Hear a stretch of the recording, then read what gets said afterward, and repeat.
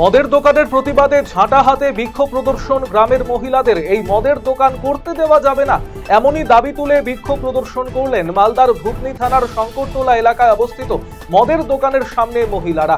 সাথে পুলিশ প্রশাসনের বিরুদ্ধেও একরাশ ক্ষোভ উগরে দেন গ্রামের মহিলারা। কোনোভাবেই প্রশাসন গ্রামবাসীদের সহযোগিতা করছে না বলে অভিযোগ তুলেছেন তারা।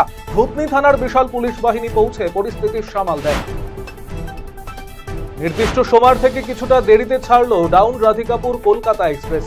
রবিবার রাতে রাধিকাপুর এক্সপ্রেস কালিয়াগঞ্জ স্টেশনে প্রায় 10টা বেজে গেলেও পৌঁছয়নি। ততক্ষণে ট্রেনের অপেক্ষায় থেকে নাজেহাল হন যাত্রীরা। রেল সূত্রে খবর, প্রায় 40 মিনিট দেরিতে কালিয়াগঞ্জ রেল স্টেশনে এসে পৌঁছয় Radhikapur Kolkata 13146 down express train. আর এতে ভোগান্তির মধ্যে পড়েন যাত্রীরা।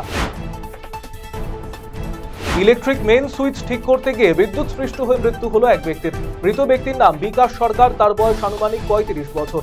এই ঘটনায় শোকের ছায়া নেমে এসেছে তুফানগঞ্জ 1 নম্বর ব্লকের চিলাখানা 1 নম্বর গ্রাম পঞ্চায়েতের জায়গির চিলাখানা এলাকায়। বেশ কয়েকদিন ধরে প্রবল দাবদাহ চলছে উত্তরবঙ্গের একাধিক জেলায়। একই ছবি রায়গঞ্জে। এরই মাঝে আষাঢ়ের শুরুতে স্বস্তির বৃষ্টিতে ভিজল রায়গঞ্জ শহর।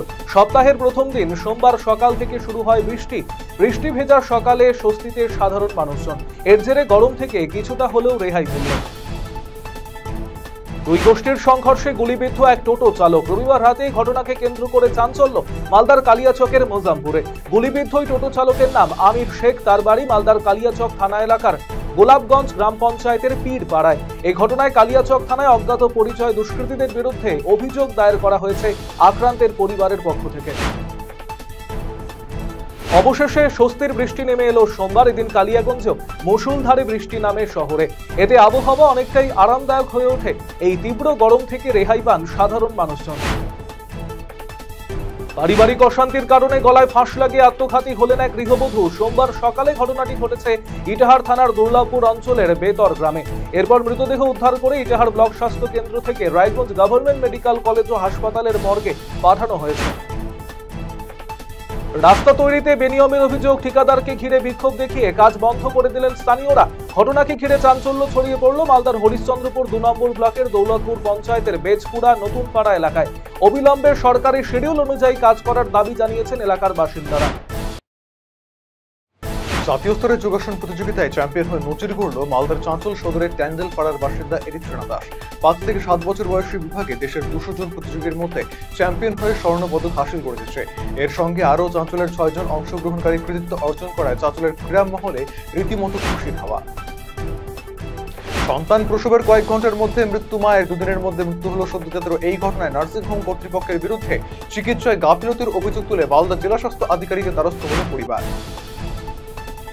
আমের পেটির আড়ালে মদ পাচার রুখল Malda GRP. Malda town station থেকে কয়েক হাজার টাকার বিদেশি মদ সহ পাকড়াও করলো এক পাচারকারীকে, খতিয়ে দেখছে পুলিশ।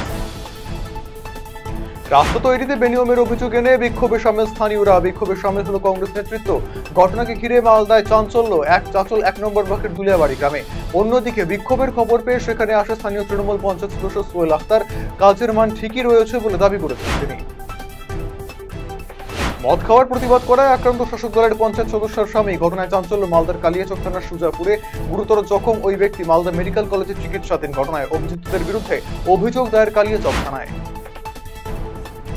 শিলিগুড়ির ফুলবাড়ি ভারত বাংলাদেশ সীমান্তে সোমবার সকাল থেকে উত্তপ্ত পরিস্থিতি সৃষ্টি হয়েছে। ভুটানের ট্রাক চলাচলের বিরোধিতায় ভারতীয় ট্রাক মালিক এবং চালকেরা সীমান্ত পথ অবরোধ করে আন্দোলনে নেমেছে। 3 ভারতীয়কে দেশে ফেরালো কোচবিহারের মেখলিগঞ্জের পুলিশ। বাড়ি ফিরতে পারবেন এই ভেবে তারা খুশি। পাশাপাশি ধন্যবাদ জানিয়েছেন কোচবিহার জেলা পুলিশকে।